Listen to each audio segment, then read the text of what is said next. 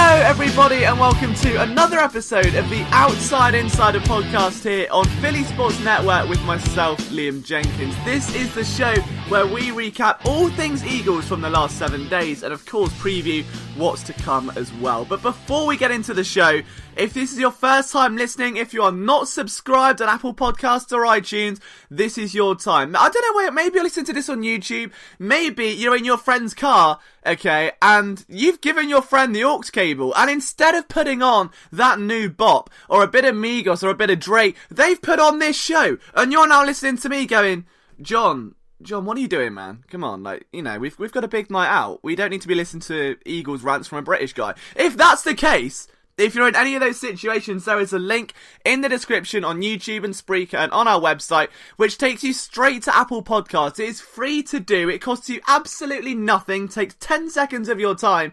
And if you love what we do, hitting that subscribe button really just means you get this podcast every single time, instantly on your device without ever having to lift a finger. If you do really like what we do, it would mean the world to me if you could rate 5 stars. I mean, the growth of this show this year has been a little bit scary. To see it get so many views on YouTube, like a few hundred a time, to see the Apple Podcast downloads increase as well. We're nearly at 10,000 total downloads for the show on one area. That's not including YouTube or iTunes. So you guys are the best fan base on the planet. If you do enjoy what we do, hitting that subscribe button really does mean we can keep growing the show, bringing you better content, getting in bigger and better guests, and taking our best foot forward. So if you are interested, that would mean the world to me. And if you are in your friend's car, take his phone, subscribe as well. Why not? Just get the whole crew on board. But we've got some interesting things to talk about today.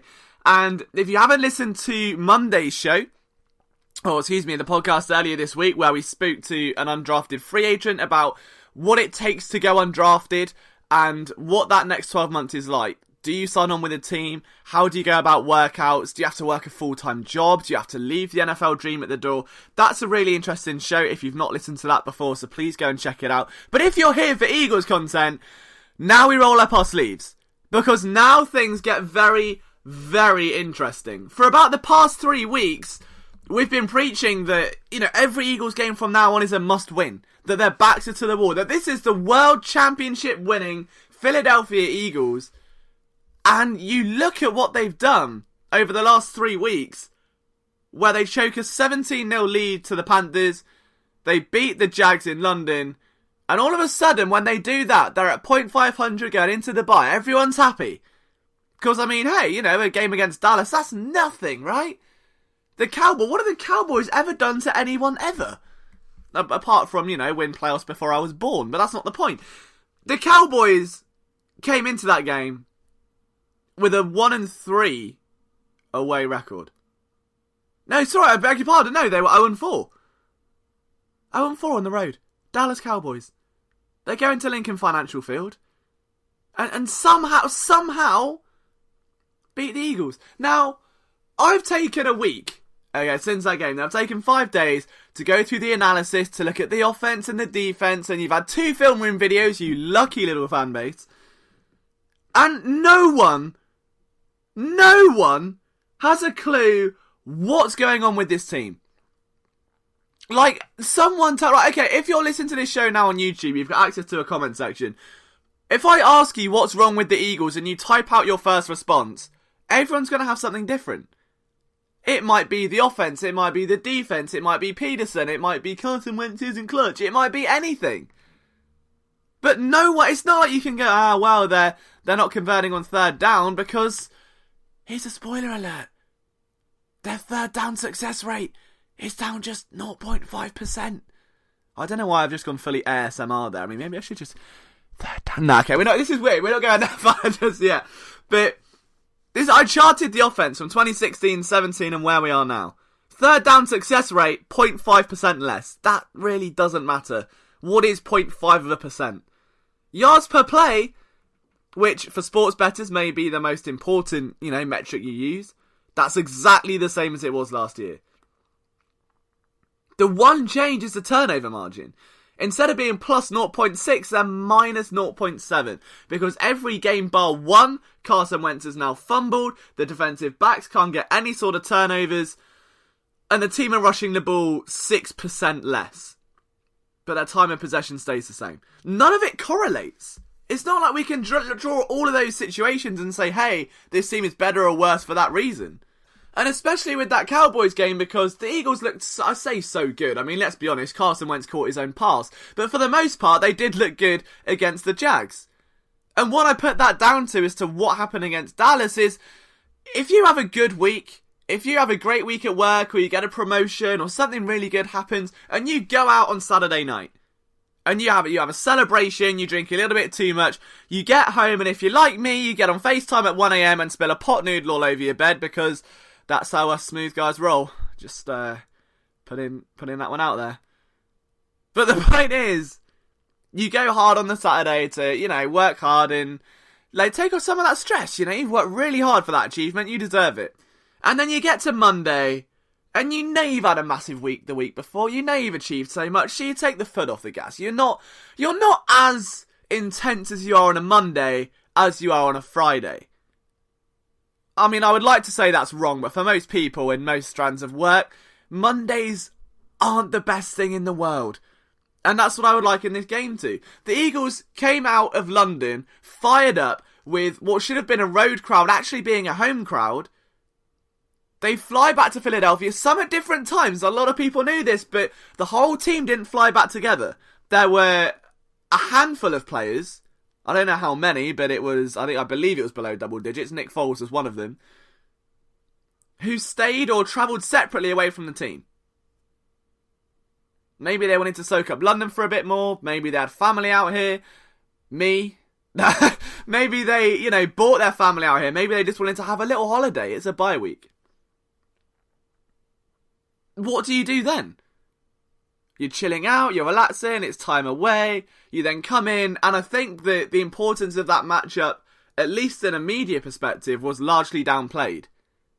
Because, it's Dallas, they haven't won a road game all season, Dak Prescott can't do anything right anymore. I mean, you look at Dak's statistics this year, and they are just a bit shocking, really, aren't they? I mean, in November, I don't know what's happened in November, but he's now completing 70% of his passes, but I feel like this year every quarterback is. But on the year, he's 64%, 5 picks, 11 touchdowns, and 5 fumbles. It just hasn't been a good look for Dak Prescott this year. And then you've got a Cowboys defense without Sean Lee, which is, now basically just the Cowboys defense, and you expect the Eagles offense to start fast, something Peterson preached all week long, and they don't do a thing. The Eagles rank dead last in the league in first quarter points. If you're talking about starting fast and then ranking dead last in the league in first quarter points, everyone turns to those first 15 scripted plays. I'm looking at the entire first quarter, like, what is going on? What is so wrong with this team that they literally cannot score in the first quarter? Like, I don't understand it. And again, I've charted the game. It's not like I can draw a comparison and say, it's because of this or that. The only thing I can get to is what Jason Kelce said. That out of nowhere, we're not as accountable this year. We lost Torrey Smith, we lost LeGarrette Blount, we lost Brent Selleck, and now Zach Ertz, who, bear in mind, when Ertz came into the league, he was behind James Casey, Selleck. He's now kind of risen through those ladder ranks, climbed atop the mountain, and is now a leader for Dallas Goedert, Josh Perkins, and an injured Richard Rodgers. That's a lot on the shoulders of a man who is getting 87,000, targets a game. So I'm sure there has been, some accountability problems. But what does that even mean? Like, what does that mean? How does that translate? So now, if I'm to Google the definition of accountability, it just says the fact or condition of being accountable, responsibility. So does that mean after you make a mistake, you put your hands up and go, yeah, that was me? Well, I think, that's the basic principle of a team. We're not doing Draymond Green and Kevin Durant level stuff over here. I'd like to think the whole team's accountable. That's something that's been preached all year. I think that there is definitely a lack of leadership on this team. And that goes from top down. That goes from losing your offensive coordinator, promoting a wide receivers coach, and now that the passing attack has been a bit lackadaisical. But again, I've said this a million times, the most important relationship on a team is quarterback and coordinator. Wentz missed the entire offseason. He missed all of preseason. He misses the opening 2 games. The Eagles offense then run the same offense in those opening 2 weeks that they ran to win the Super Bowl, to win the playoffs. It was tailored around Foles. The players get used to Foles. Wentz comes in. You very much got to reset yourself. It's not just shaking off rust. You're, getting accustomed to a new coordinator. The players are readjusting to your habits, tendencies, and ball placement. That's going to take time. But in terms of the actual production of the team, there's a big argument of whether it's execution or whether it's coaching. Again, I'd like to think everyone's accountable. If Big V misses a block, I'd like to think he's being accountable. If players aren't being held accountable, I'm a bit worried.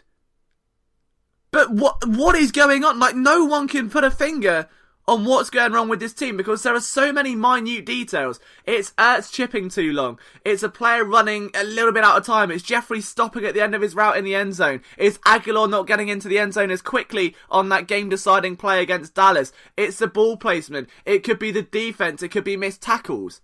I don't think it's accountability. It's execution. And that's something Chip Kelly positioned for 2-3 years?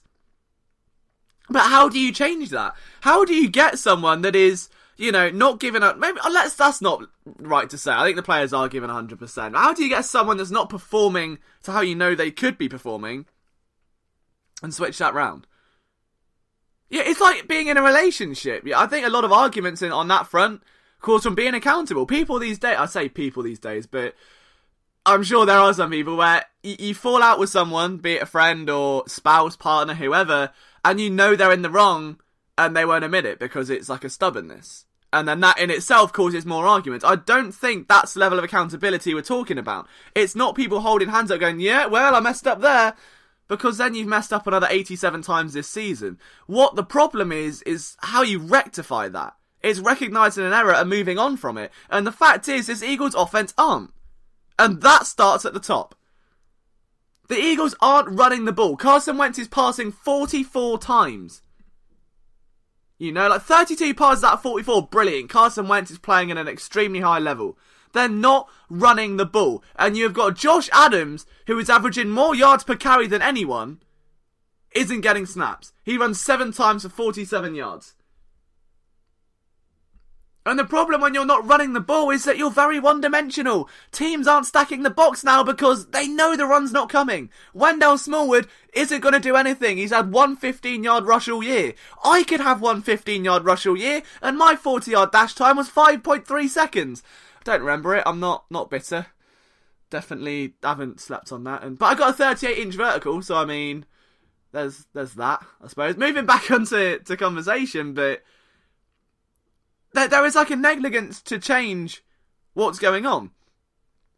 If it's players' accountability we're talking about, I really think that shouldn't be a case. Every player should be accountable on every play. If they're not, there is a clinical problem that needs sorting out.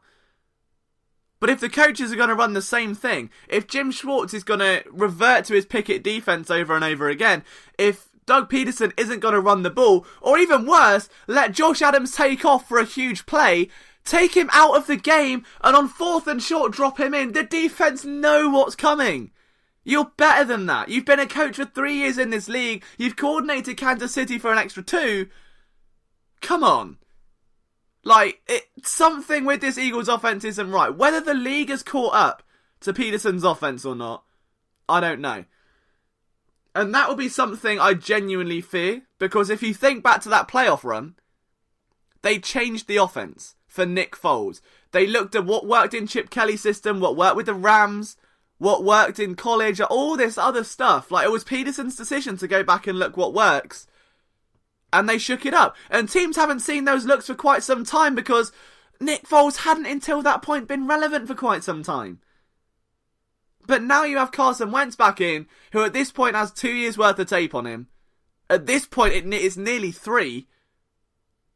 Teams know how to defend an RPO when Wentz is going to throw. They know that Zach Ertz is going to be a primary target. They know that Alshon Jeffrey is outside. They've got to get creative. Why do you think Patrick Mahomes is tearing the league up? Why do you think the Rams are tearing the league up? Why do you think the Saints are tearing the league up?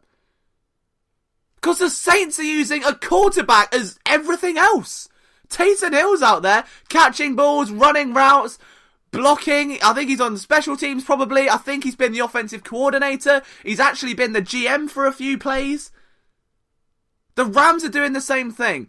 Patrick Mahomes and the Chiefs are doing something ridiculous every single week. The Eagles are trying to run the same things. And I really think that could be it. We've had a few different mystery formations, but wow, nice. For the most part, it's the same thing.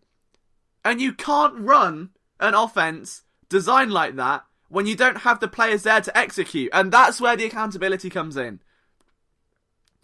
If you are, for instance, relying on Zach Ertz having to get out quickly so Wentz can check down, having him help Halapu Lavati Vaitai to chip DeMarcus Lawrence means he is going to get out of his break slower. He is going to get off the line a little bit slower and he's not going to be able to catch that ball. It's a tough thing to admit, but Vaitai got a lot of help. I believe it was on 13 snaps. I mean, courtesy of Michael Kist if he's listening to this, which I probably doubt it. He's too busy recording. But, you know, if he does, I mean, thank you for that little statistic, you little golden nugget. But, that 13 out of 41 passes on Sunday night, Vaitai had help from a tight end or running back. That's a playmaker that then Wentz can't use for an extra few seconds. And when a banged up offensive line is leaking pressure anyway, against a pass rush that is actually pretty good, again, you're kind of expecting failure there. It's a bizarre situation. And because, right, for some reason my brand has now become car analogies, and again, I had one person tell me this the other week, I then put it on Twitter of like, you know, what is my brand?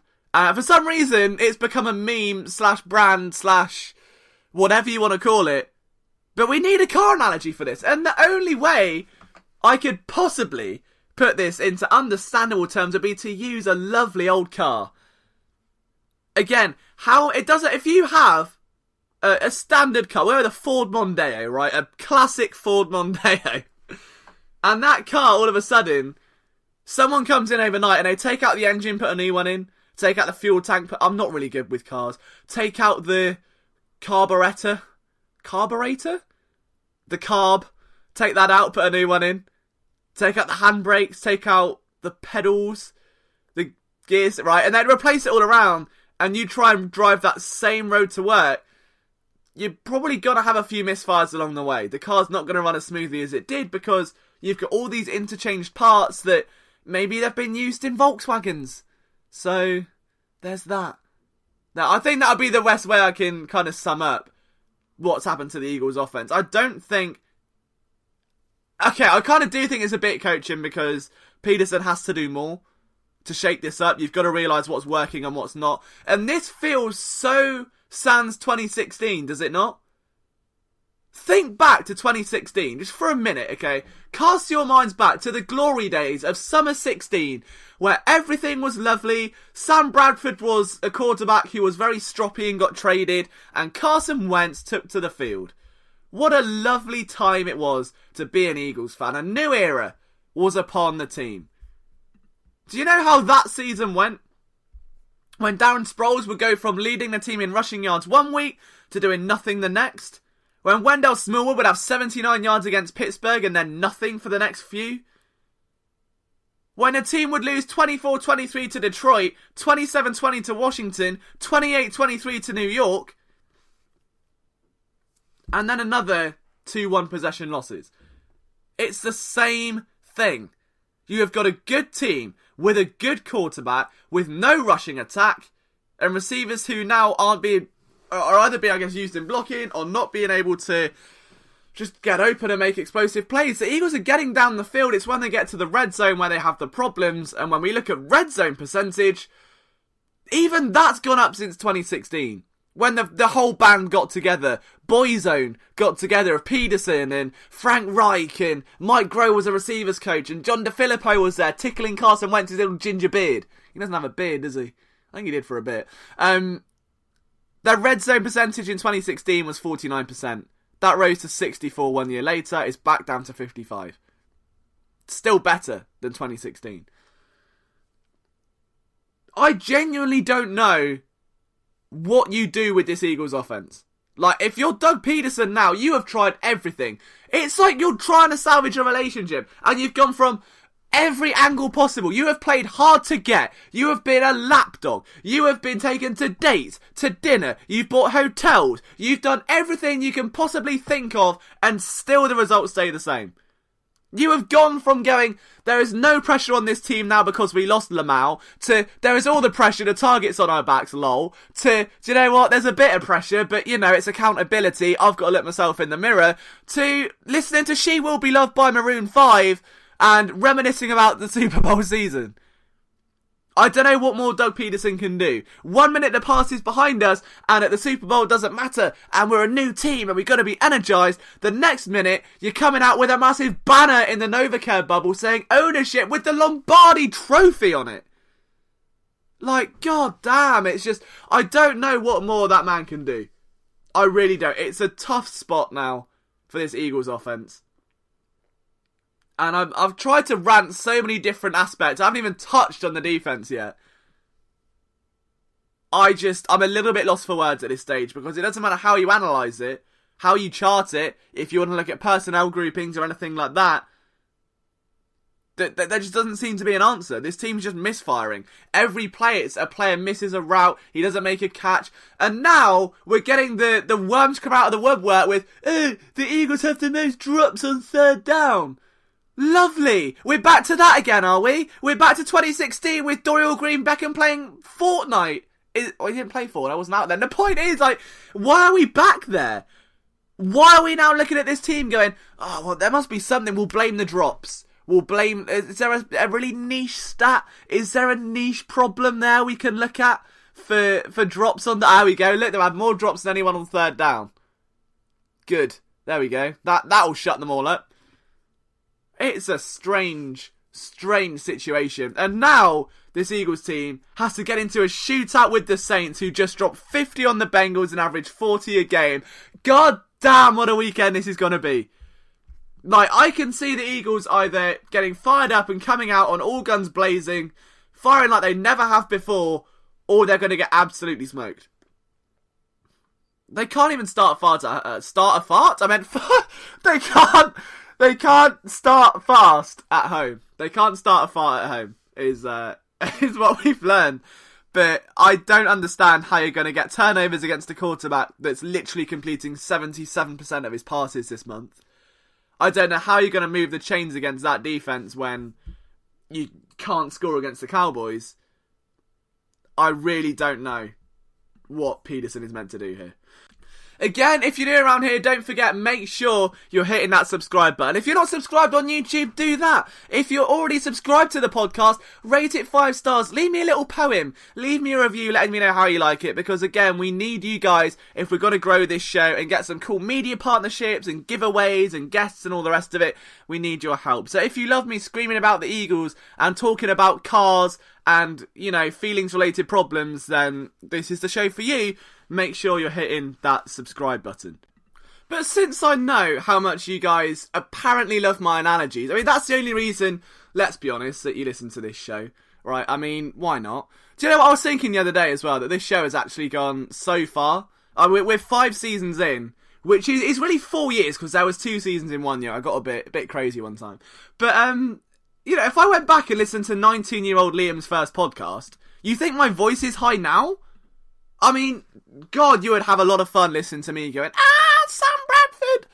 It just wouldn't end well. But during that growth process of hitting puberty at age 23, I've also come to know that, you know, analogies seem to be the way forward. And when we look at the Eagles' defence, there seems to be a theme where whether it's a picket fence, which I don't know what a picket fence is in England. I think it's just one of those ones with all the planks of wood facing upward. So if upward, see what I did there? If that's the case, I know what they're on about. They prevent the sticks defense where it's 3rd and 5, and you play the defenders on that 5-yard line. I get it. Okay, so I've been trying to work out why Jim Schwartz continues to do this, and it's like he would rather let the team get 15 yards than risk giving up a first down when trying to play. Like, why not just play the game. I mean, we're going to talk about this. I mean, there's an analogy because, again, that's what we're here for. But they roll this out every single week. It would be 3rd and 28, and they would have 2 pass rushes, and the rest of the defense lined up horizontally like they're going to play a game of... Did you guys ever have that? I can't remember what it's called now.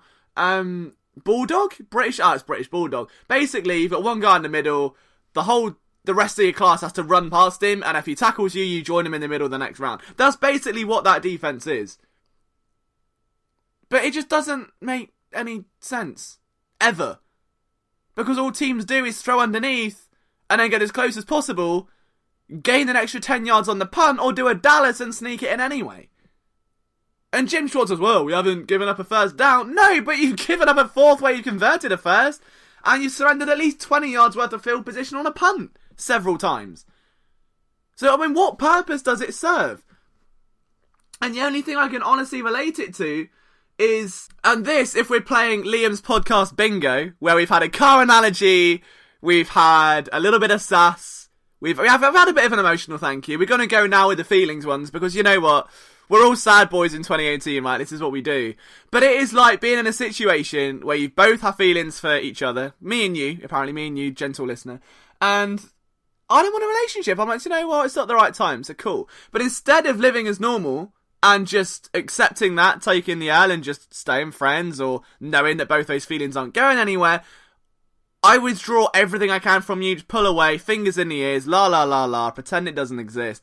Because I would rather not give up, be absolutely certain I won't give up that first down, that I won't get into a relationship, and I'm scared that if I play 4th down and 7, or 3rd down and 6, that if I have my corners lined up on your receivers, I might give up, because I know those feelings are still there, and I know that it's just not, the right time. So I would rather put my entire defense 50 yards back from the field and let the offense get as close as possible and then hold them that way. Because in Jim Schwartz's mind, we haven't given up a first down all season. True, but you've given up the next best thing, and all you're doing is stinging yourself over and over again because there's a lack of confidence in your players. Full stop. If you had confidence in your defensive backs, you would not be playing them 57 yards away from the ball when you need to defend 6.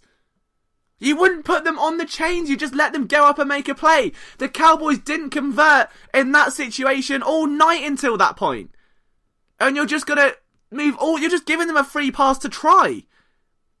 Because you're scared of what might happen if you play a regular 3rd down and give up an explosive play. Instead, just be confident. If you give it up, you give it up. You've taken a shot.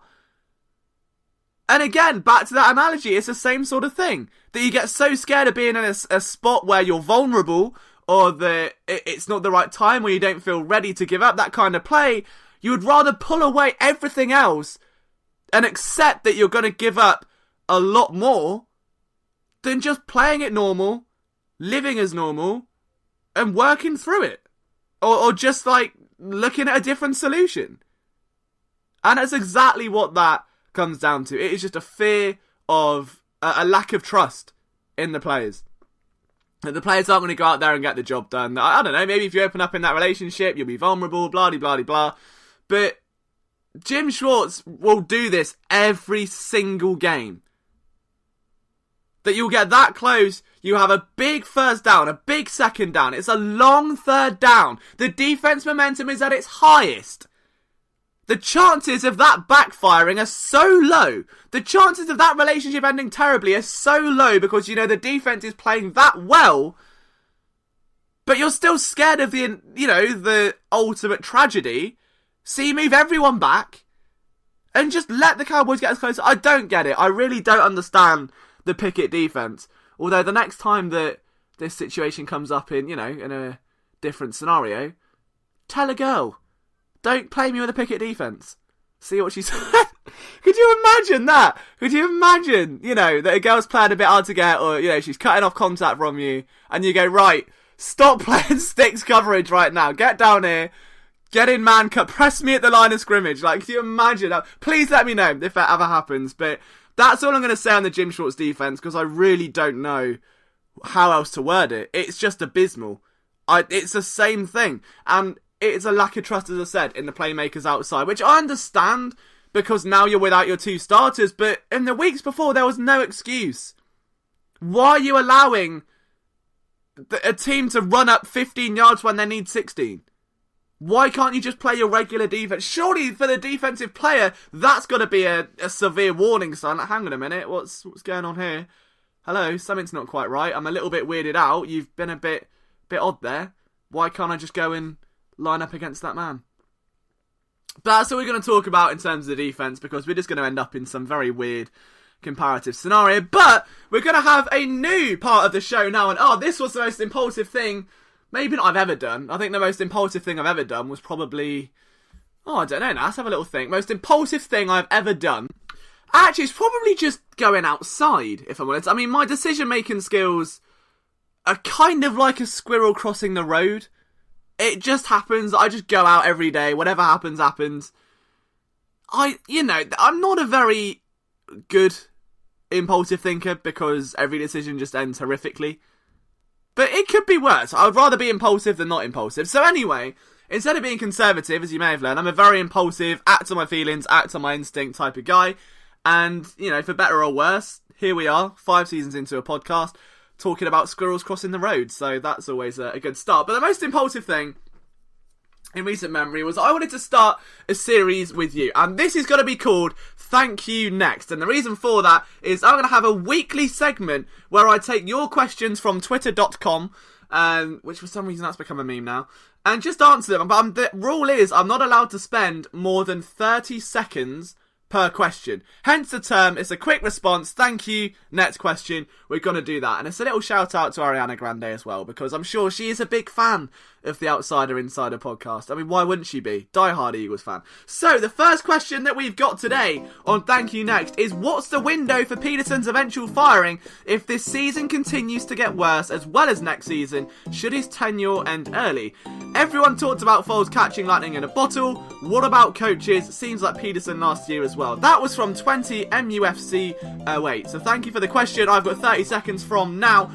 It's not a silly question, but I think the window is not going anywhere. I think everyone's very fully aware that Doug Peterson took that team to a Super Bowl. They signed him to a long-term extension. He's been littered with injuries, changing coaching staff. He'll get more time. Thank you. Next. What impact do I think Jones will have as an outside corner? What's the key to stopping the Saints' high-flying offense? And this is from Daniel Ratashak. I may have got the name wrong. I'm really sorry if I have. But I know you're a big supporter of my work, so thank you so much. So, starting from now, I think Sidney Jones has to body up against Michael Thomas. If he doesn't, there is going to be quite a big problem. At the end of the day, stopping this Saints offense is something many teams have tried and failed to do this year. They are averaging a ridiculous, 40 points per game. It simply becomes a case of, can you isolate the running backs? If you can force the running backs out of the equation, give the pass rush a chance. The defensive backs have to be key. It's going to be a struggle, but it's all on the corners. Thank you. Next, Kevin Hopkins. Who do you feel is more at fault in the Eagles' struggles? Defensive inability to stop opposing offenses, or our offense's inability to score more points? Thank you for the question, Kevin. I think it's 6 of one, half dozen of the other, but I genuinely believe it's on the offense. If you're averaging 20 points a game, you're not going to win many. That's kind of like going into KFC, ordering popcorn chicken, and expecting to get fat. It's just not going to happen. The Eagles have to find a way to get more offensive production, because when the defense is firing on all cylinders, the offense simply isn't, and it just isn't good enough. Like, the offense can't keep up their end of the bargain, the defense then gets tired out, you give up late fourth quarter points knowing the offense can't fulfill their part of the bargain. Thank you. Next, Samantha Carey. I know it's a little early for Christmas, but what would you ask Santa to bring some Eagles players and coaches? What a question that is. I would ask them to bring Carson Wentz a lovely Christmas jumper with a light up Rudolph nose on it. I think he deserves one of those. I think Doug Peterson, a nice, a nice like rotisserie kebab machine. Just, something nice. We'll get the whole team ice cream because they'll love that. Just something nice and friendly is what I would get them. Thank you. Next, our final question from Dakota Pratcher. Is there any chance the Eagles pick up a running back off the waiver wire? If so, who do you think they'll give a shot? I mean, I really like the idea of CJ Anderson. I know there was a reported interest about the team being interested in him just ahead of the trade deadline. I'm not sure if anything would ever come of that. However, it's worth bearing in mind. So that is the first edition of Thank You Next, because Twitter made a meme of the Ariana. I didn't know Ariana made her own meme of her own song. Very clever social marketing. I've still not listened to it yet, if I'm brutally honest. Here's a funny story. An ex-girlfriend I was once with, she found out I had a crush on Ariana Grande and had a massive argument with me because a song came on in a pub. I started singing along and she got very angry, as in a fully fledged argument. So since then, I've not listened to an Ariana Grande song.